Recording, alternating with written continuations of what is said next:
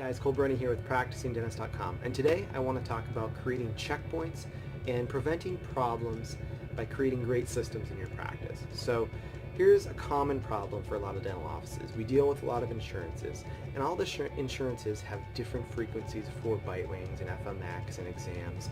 And what you're going to run into is patients get really upset when all of a sudden you guys don't estimate, don't put in the frequencies, take bite wings, take FMX that are not covered, and all of a sudden they get a bill in the mail and they say, hey, why isn't this covered? It should be 100% preventative.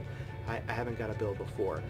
And billing in private practice is really difficult because you need to do it well, and it's really frustrating because as dentists we're trained technically, and we're trained in the medicine, or trained in healing and dentistry, and when you get into practice ownership you notice that you need to know all these extra things, and running the business is equally as important as how you treat the patient, because you can do everything right, you can treat the patient with great respect, you can deliver a great restoration, but then in the end, if you bill or don't have great systems, business systems, you're going to cause problems with the patient. They're going to leave your practice despite doing everything else right. So build great systems. Here's an example. So what we do at our practice is on the patient's chart we have estimates input for frequencies and coverage on all patients. So we have a checklist workflow that we go through when deciding should we take x-rays or not.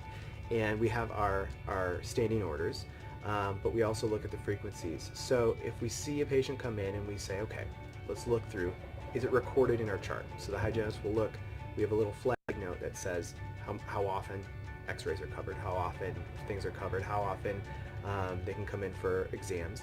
And then they look at the history and say, okay, what have we been taking? What are our standing orders? What do we recommend for this patient? What's typical? And then that's our first line of defense. Second, it gets sent to insurance.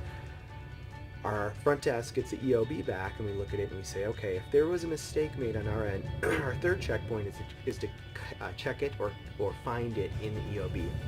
So the front desk will come to me and say, hey, we accidentally took this x-ray, wanted to take it at 2 years, it was taken at 1.5 years, there's no coverage for the patient. It's a great patient, technically they could get by with two-year bite wings, so a lot of times I will write that off. And write-offs in private practice, honestly, you need to look at as a marketing expense. Keeping the patient happy. Spin it and say, hey, your insurance didn't communicate well with us. Technically, you owed this amount on your bite wings, but you're a great patient. We're going to write it off for you. You don't owe us anything. Great way to build rapport and build raving fans. So, example, for us, what we did is we had a problem this week where our checkpoints basically all fell through. We had a patient that came in and said, hey, it's the second time this has happened. I was billed for x-rays I shouldn't have been. Just want to let you guys know. And it's hard to spin that well, but apologize. We have actually cards. So what I do around our office is we have little cards, thank you cards, ivory thank you cards, and I've got a stack of them. And if there's an issue, I'll address it personally. I'll talk to the patient, apologize, try to manage the situation, turn a bad situation into a positive situation, and spin it well. And so I'll take those cards, fill them out. Dear Mr. So-and-so, thank you so much. Here's what we're going to do to improve your experience. We're 100% committed to great customer service, world-class customer service, and that's how you build raving fans. Thanks, guys.